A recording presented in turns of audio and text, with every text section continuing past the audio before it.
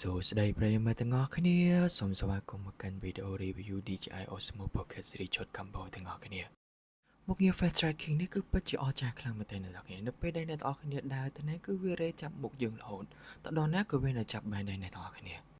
ហើយមុខងារមួយនេះវិញគឺវាមានឈ្មោះថា Spin ដែលវាមានពីរប្រភេទគឺ90 degree ហើយនិង180 degree មុខងារនេះបើអ្នកនរគ្នាចេះថតវាពិតជា creative ខ្លាំងមែនទែនក៏ប៉ុន្តែដោយសារតែខ្ញុំទើបតែរៀនថតដំបូងអញ្ចឹងទឹកដៃវានៅមានកម្រិតខ្លាំងមែនទែនអ្នកទាំងអស់គ្នា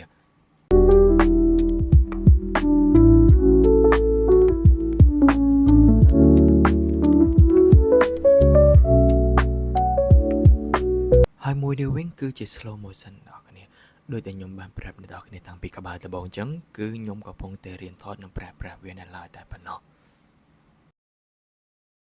នេះគឺជាគុណភាពរូបថតស្លឹកដែលថតចេញពីកាមេរ៉ានេះផ្ទាល់អ្នកទាំងអស់គ្នាអាចមើលសាច់ detail បានបើមួយស្លឹកនេះវិញគឺខ្ញុំពិតជាអត់រំពឹងទុកនៅអ្នកគ្នាមើលចុះវាកាត់ត្រូវសក់ខ្ញុំបានល្អស្អាតខ្លាំងមែនទែនប្រៀបដូចជាយើងថតចេញពី digital camera មួយចឹងអ្នកគ្នាវានៅមានមុខងារជាច្រើនទេអ្នកគ្នាបើអ្នកគ្នាចាប់អារម្មណ៍អាចទៅ search មើល YouTube បន្ថែមបានហើយចំណុចដែលខ្ញុំចាប់អារម្មណ៍ខ្លាំងជាងគេនៅក្នុងឈុត Osmo Mobile Pocket Series Combo នេះអ្នកគ្នា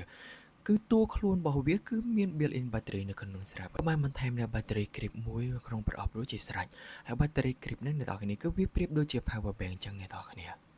ហើយដូចអ្វីដែលអ្នកគ្នាបានឃើញចឹងផ្នែកខាងក្រោមនេះគឺជា battery grip វាហ្នឹងឯងអ្នកគ្នាអញ្ចឹងនៅពេលដែលអ្នកគ្នាកំពុងតែប្រើសុកស្រាប់តែកាមេរ៉ារបស់អ្នកគ្នាអស់ថ្មអ្នកគ្នាអាចធ្វើការដោត battery grip ដើម្បីបន្តការថតអ្នកគ្នាបាន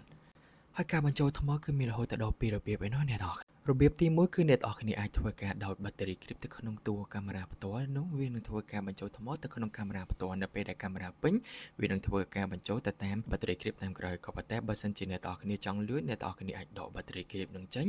នោះអ្នកគ្នានឹងអាចធ្វើការបញ្ចូលថ្មតាម battery grip ផ្សេងនិងតាមតួម៉ាស៊ីនកាមេរ៉ាផ្សេងការធ្វើបែបនេះគឺពិតជាលឿនរហ័សហើយសន្សំសំចៃពេលវេលារបស់អ្នកគ្នាបានខ្លាំងមែនទែនអញ្ចឹងប្រសិនបើអ្នកគ្នាចាប់អារម្មណ៍ចង់បានកាមេរ៉ាមួយនេះអ្នកគ្នាអាចមកកាន់ហាងលក់កាមេរ៉ាលេងគៀងផ្ទាល់ដើម្បីទិញឬក៏មកទិញផ្ទាល់មុននឹងការសម្រេចចិត្តទិញផងដែរជួបគ្នានៅវីដេអូបែបសម្រាប់រឿងរបស់ Ice នៅវីដេអូក្រោយៗទៀតបាយបាយ